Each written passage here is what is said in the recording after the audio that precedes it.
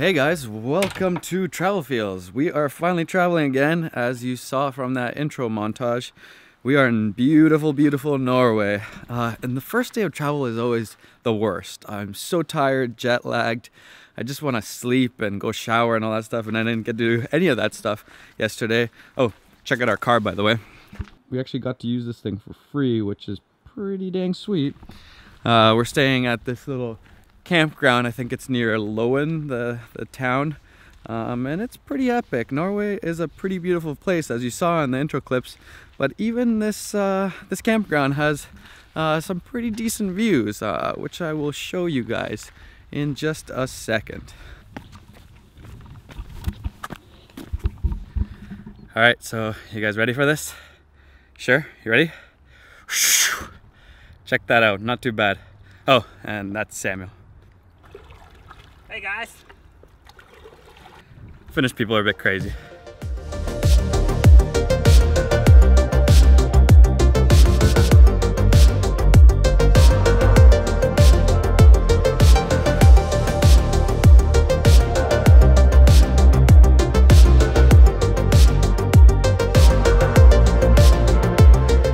So we're paddling around, our campsite is over there, and we're doing some filming out here, super epic place. Say hi to Samuel. Ciao!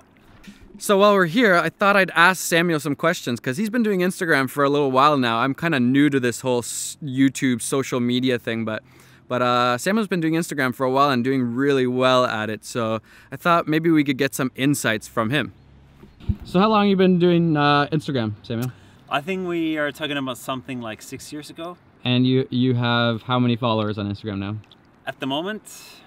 About 360,000 followers. And so when you started out, were you taking shots with your camera or your iPhone, or what were you doing? Well, when I started, it was mainly iPhone only. That was the thing that you needed to do. Take the photos only with the iPhone. Oh, that was the cool thing to do. That right? was the cool thing. That was the hashtag. You didn't forget to put hashtag iPhone only. That was the thing.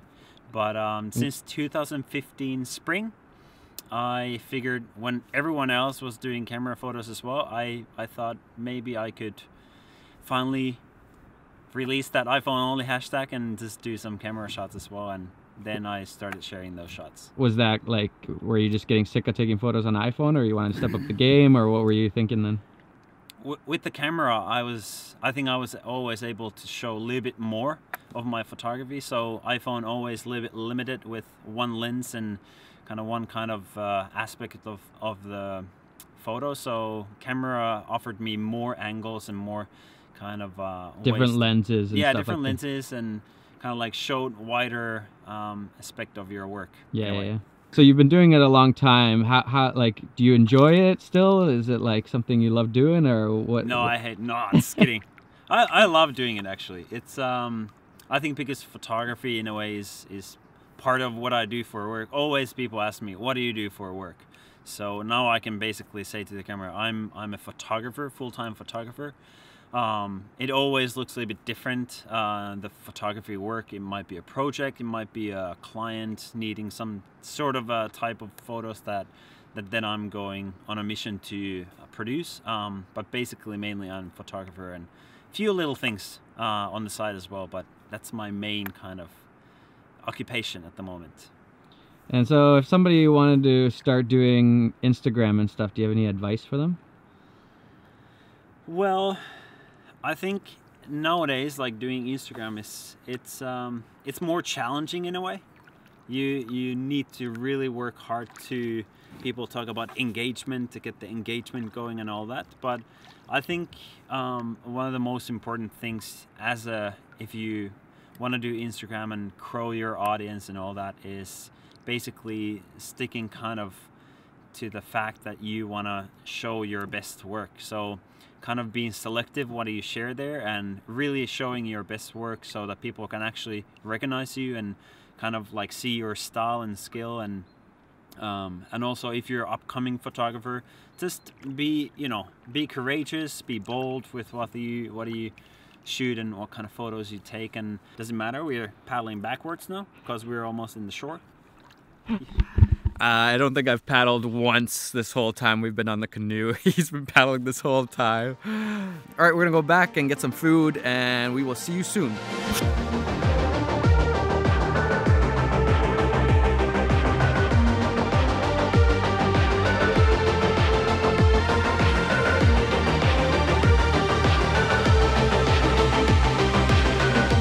So pretty much as soon as we got off the canoe, it started raining, and it's been raining ever since.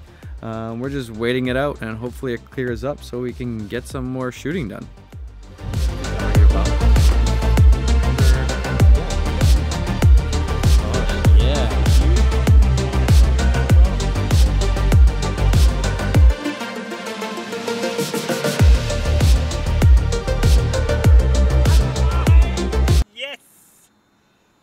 I've done it! How was the water? Water was fresh and nice and freezing cold.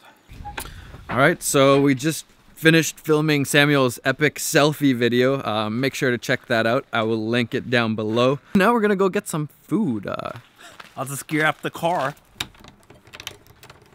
I got this. I got it. I got it. That was a struggle and a half. Let's go. All right, let's do this. Yeah.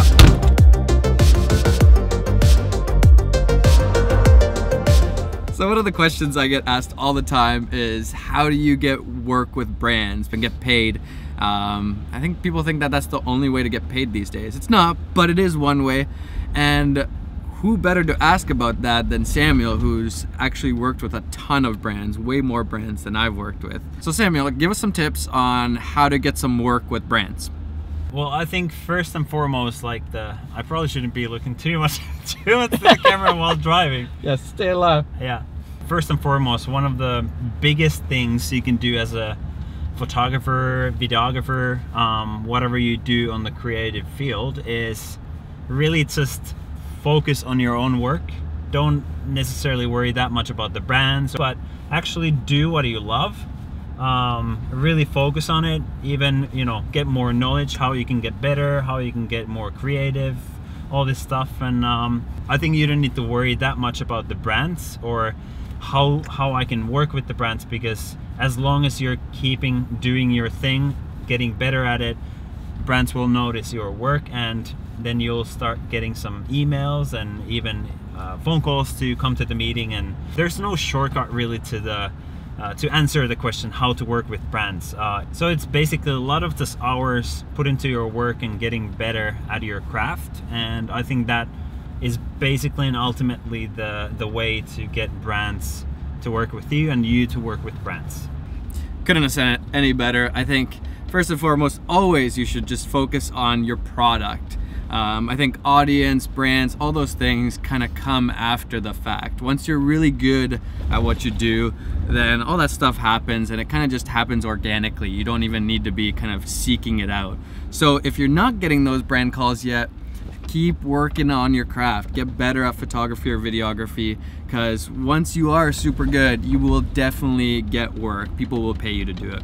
But you really just have to have something to offer. That's the key. You don't need to put this on your video, but if you don't know how to get better, you should just look at Travel Fields tutorials. And if you just need to just get to know how to be more Viking, you can just look at my tutorials. Subscribe to him. He just started YouTube. He's gonna kill it, but he needs some of your love. Subscribe. And for dinner, we're gonna get, of course, Norwegian pizza. What just happened?